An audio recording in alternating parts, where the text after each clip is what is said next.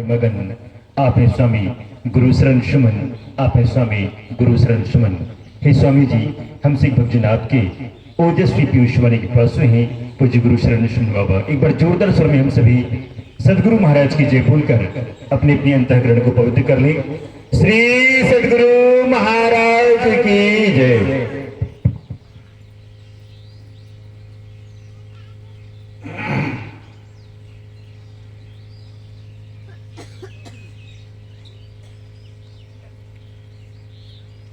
दया दृष्टि करिनाशिय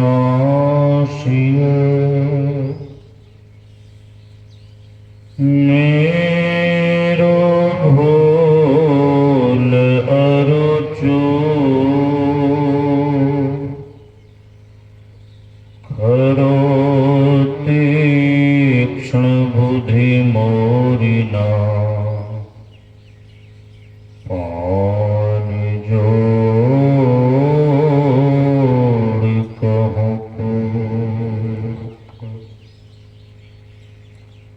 सकल भूल नाशक प्रभु सत्य गुरु परम कृपाल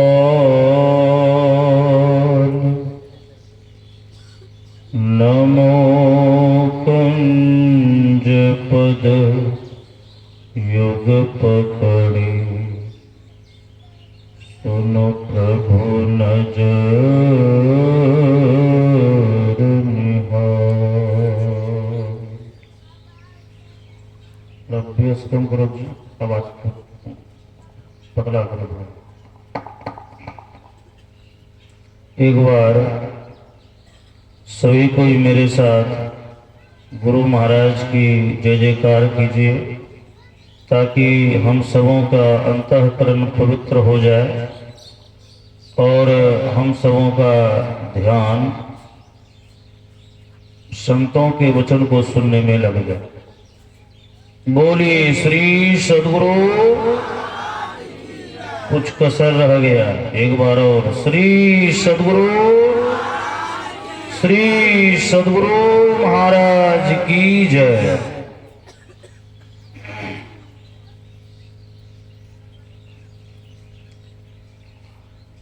परमाराध्य सद्गुरु महाराज के परम पावन श्री चरणों में अनंत बार नमन।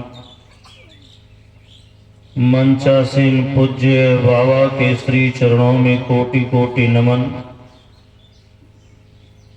इस महान ज्ञान यज्ञ में पधारे हुए सत्संग प्रेमी महान भाव माताओं एवं बहनों,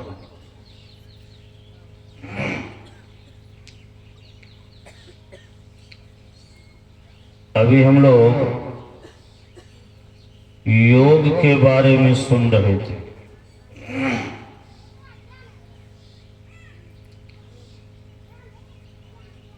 भगवान शंकर ब्रह्मा जी से कह रहे हैं, जब तक इस संसार से हमारा वियोग और ईश्वर से हमारा योग नहीं हो जाता है, तब तक मोक्ष प्राप्त नहीं हो सकता है।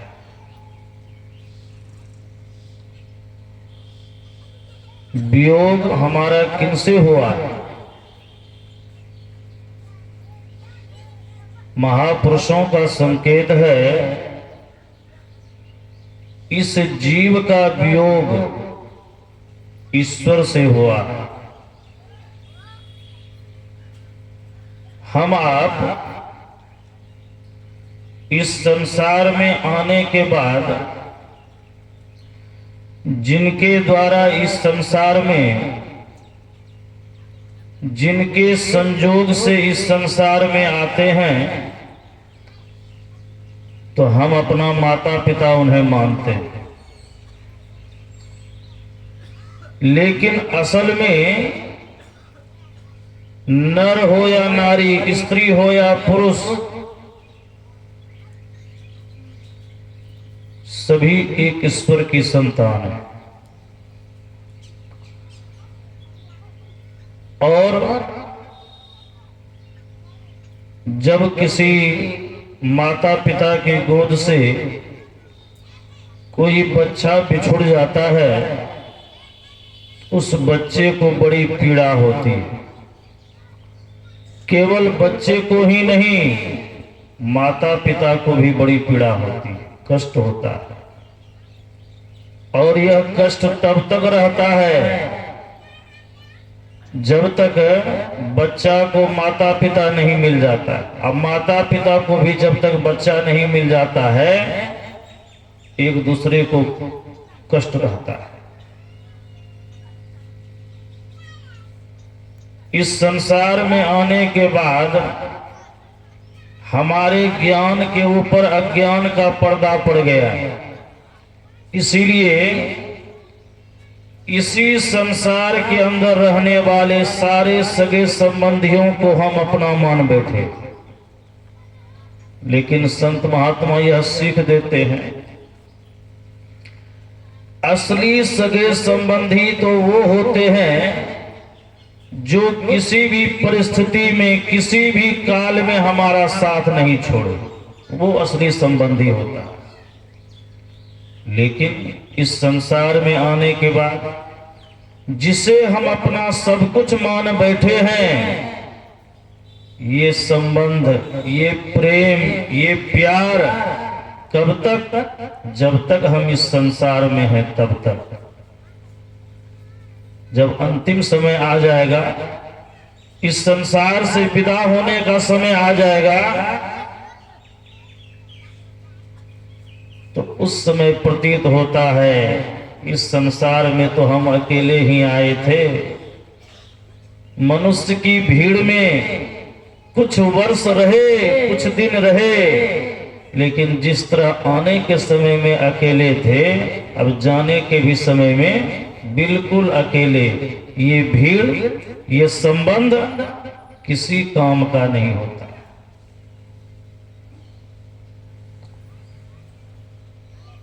एक कवि ने बड़ा ही सुंदर लिखा है, जिसे अपना कहता है कौन तेरा अपना, खुली आंख तू देख रहा क्यों झूठा ये सपना। साया भी नो संग होगी, हर चीज जुदा होगी, अर्थी ये तेरी जिस दिन इस जग से विदा होगी।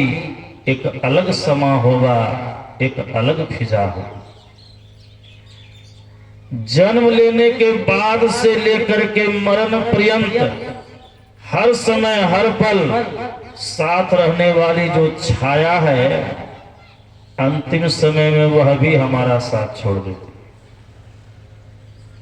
इसीलिए संत महात्मा बतलाते हैं, हम जिनकी संतान हैं, जिस परम पिता के हम पुत्र हैं, जिस जगत पिता की हम आप संतान हैं, उनकी प्राप्ति हुए बिना असली सुख, असली शांति हमारे जीवन में प्राप्त नहीं हो सकता।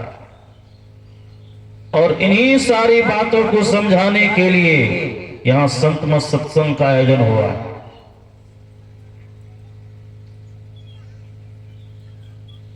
हम सबों का वियोग कैसा है? जिस तरह से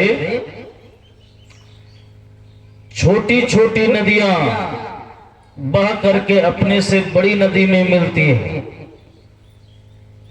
वो छोटी नदी अपने से बड़ी नदी में जाके मिलती है, और बड़ी नदियां गंगा में जाके मिलती है, और गंगा नदी जब समुद्र में जाके मिलती है तभी शांति मिलती है। जब तक समुद्र में मिलन नहीं होता है तब तक नदियों को शांति नहीं है। प्रवाह कल कल छल छल की ध्वनि होते रहती। उसी तरह से जब तक इस जीव का मिलन पीव से नहीं हो जाता है तब तक इसके अंदर में शांति नहीं। और परम पिता परमात्मा से मिलन होना साधारण बात नहीं है। जैसे माहौल में रहेंगे, हम जिस तरह का संगति करेंगे, जिनके पास बैठेंगे, उसी तरह का हमारा स्वभाव बनेगा और अंतिम समय में वही सारी बात हमारे दिलो दिमाग में आएगी। कल शाम में एक माता जी हमसे कह रही, बाबा मैं तो कई वर्ष पहले संत मत में दीक्षित हो गई, लेकिन हमारे पति सत्संग के विरुद्ध है, संत महात्माओं के प्रति उसको प्रेम नहीं है। सत्संग हो रहा है, कहां कहां से आकर के लोग सत्संग सुन रहे हैं, लेकिन हमारे पति खा पी करके चादर तोड़ के सोए हुए। ये बता रहे सज्जनों,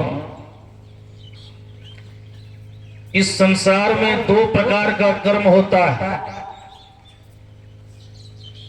जिस कर्म का पलड़ा अधिक भारी होता है वह अपनी ओर खींचता है। जिस तरह कोई पापात्मा है, यदि जीवन में पाप का पलड़ा अधिक भारी है, उस पापी व्यक्ति को पाप का प्रभाव पुण्य भूमि की ओर नहीं आने देता है। वह पाप का पलड़ा अधिक होने के कारण, भारी रहने के कारण पापात्मा को कहां ले जाता है?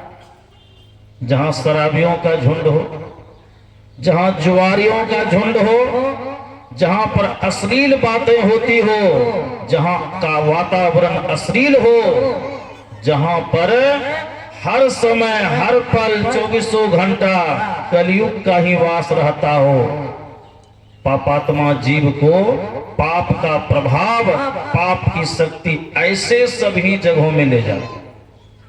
चाह कर भी वह पापात्मा पुण्य भूमि में आकर के पुण्य अर्जन नहीं कर सकता। और जिस मनुष्य के जीवन में पुण्य का पलड़ा अधिक भारी होता है, ऐसे मानव को पुण्य का प्रभाव, पुण्य की शक्ति कहां ले जाती?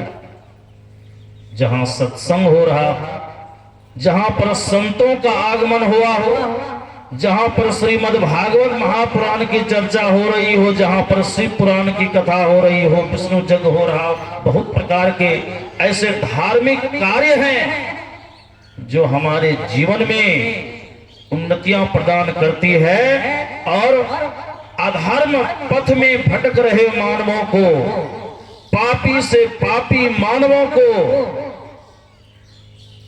पुण्य का अर्जन कराती है और एक न एक दिन हमारे जीवन में सद्गति प्रदान होती है और हमारा मिलन परमात्मा से होता है। हमारा इहलोक तो सुख में होता ही है, परलोक भी सुखी हो जाता है।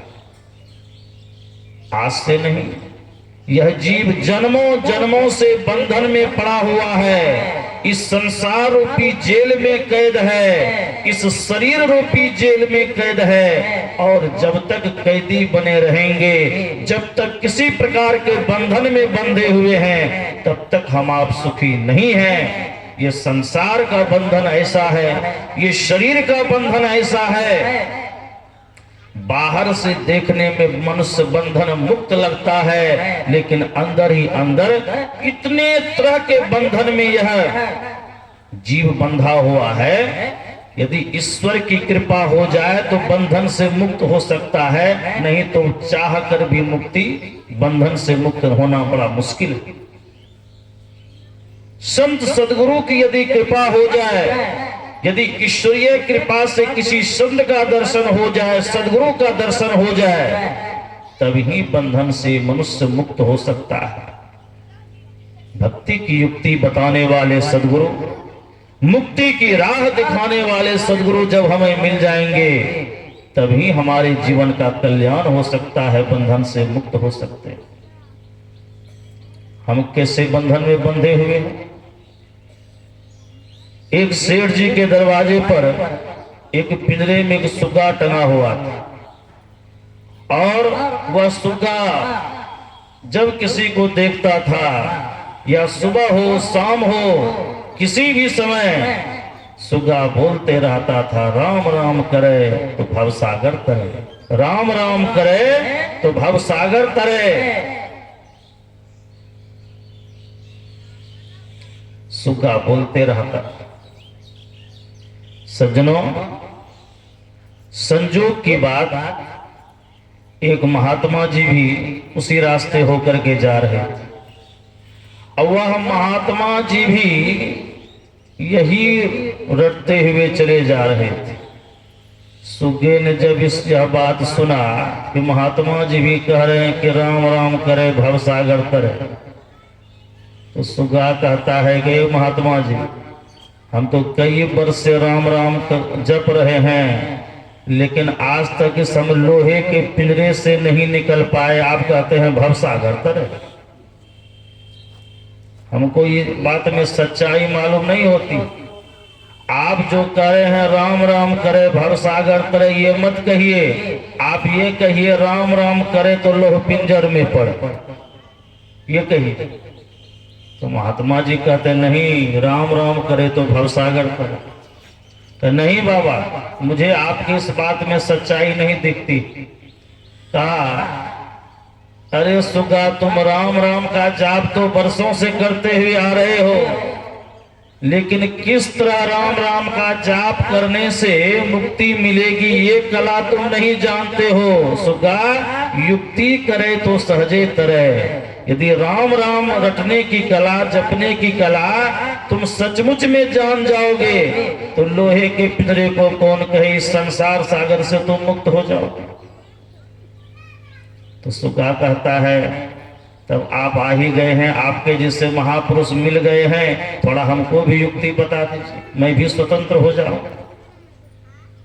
बाहर में उड़ते हुए चिड़िए चुनमुन को जब मैं देखता हूं, स्वतंत्र होकर के जब जहां चाहे चला जाता है, उड़ता है, जो हुआ मिला खाता है पीता है, उस दृश्य को मैं जब देखता हूं, इस लोहे के पिंजरे में मुझे बड़ी घुटन होती है। आप युक्ति बता दीजिए। हाँ, युक्ति जानोगे तो लोहे के पिंजरे से मुक्त हो जाओ। तब बताइए, तो महात्मा जी ने उस सुगे को युक्ति बता दी। युक्ति बता करके महात्मा जी चले गए। अब क्या हुआ, सुगे को महात्मा जी ने युक्ति बता दिया। अब युक्ति के अनुसार सुगा राम राम का जाप करने लगा, और युक्ति के अनुसार जब राम राम का जाप करने लगा, तो वह सुगा राम राम राम राम का जाप करने में इतना प्रवीण हो गया कि राम राम राम राम करते करते उसका सूरत सिमट जाता था। और सूरत का जब सिमटा होता है, ऐसी शक्ति शरीर में आ जाती है कि घंटों घंटों मनुष्य श्वास रोक करके रह सकता है।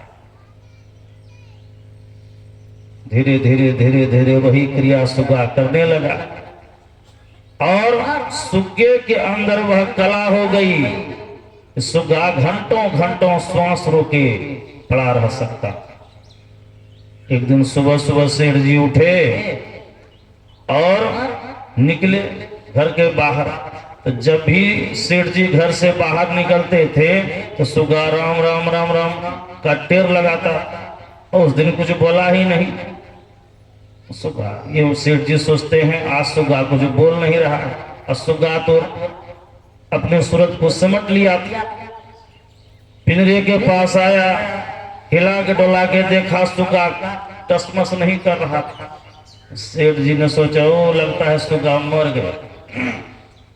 सुगा मर गया, मरे हुए सुगे को पिंजरे में रखने से क्या होने वाला, फेंक देना चाहिए। जैसे पिंजरा का गेट खोला, अब चाह ही रहा था कि सुगा को उठा करके बाहर फेंक देंगे। जैसे ही हाथ में लेकर के फेंकना चाहा, सुगा फुर से उड़ गया। चेतना आ गई, सुगा फुर से उड़ गया। और जब फुर से उड़ गया, पिंजरे से आजाद हो गया, तब सुगा भी कहता है कि राम राम करे तो भवसागर करे। श्री सदगुरु महाराज की जय। देखिए सज्जन, ऐसे राम राम जपने से कल्याण होने वाला नहीं है। महर्षि शाही स्वामी जी महाराज कहते थे कि जब तक बंदूक में गोली भर करके फायर नहीं करे किया जाता है तो किसी की मौत नहीं हो सकती है। यदि गोली को सीधे किसी पर मार दिया जाए तो बहुत से चोट लगेगा लेकिन मरेगा नहीं, और उसी गोली को यदि बंदूक में भर करके फायर किया जाए तो जो सामने रहेगा वो मर जाएगा। तो संत महात्माओं की जो वाणी होती है उसमें बहुत शक्ति होती है। साधारण पुरुषों के मुख से जो वाणी निकलती है वो यूं ही गोली फेंकने के समान होती है। और संत जो होते हैं वे साधना करके उस परमात्मा का अनुभूति किए हुए होते हैं। ऐसे महापुरुष के वचन से यदि हम आप संत महात्माओं की वाणी को सुनेंगे, शास्त्रार्थ की बात सुनेंगे, तो वह बंदूक से निकली हुई गोली के ही समान उनकी वाणी में आकर्षण होता है, जो सीधे हमारे दिलो दिमाग में जाके चुभ जाती है। और पापी से पापी मनुष्य के अंदर भी अध्यात्म का संचार हो जाता है और वह मानव धीरे धीरे भक्ति करने लग जाता है और जीवन में उसे एक न एक दिन मुक्ति मिल जाती है। इसीलिए हम सबों का परम सौभाग्य है अपने मानव जीवन को सही दिशा में ले जाने के लिए हम लोग सत्संग की गंगा में डुबकी लगाने के लिए आए हुए हैं। इससे हम सबों का परम कल्याण होगा। मैं इतना ही कह करके अपनी वाणी में विराम देता हूँ। बोलिए श्री सद्गुरु महाराज की जय। श्री सद्गुरु महाराज की जय।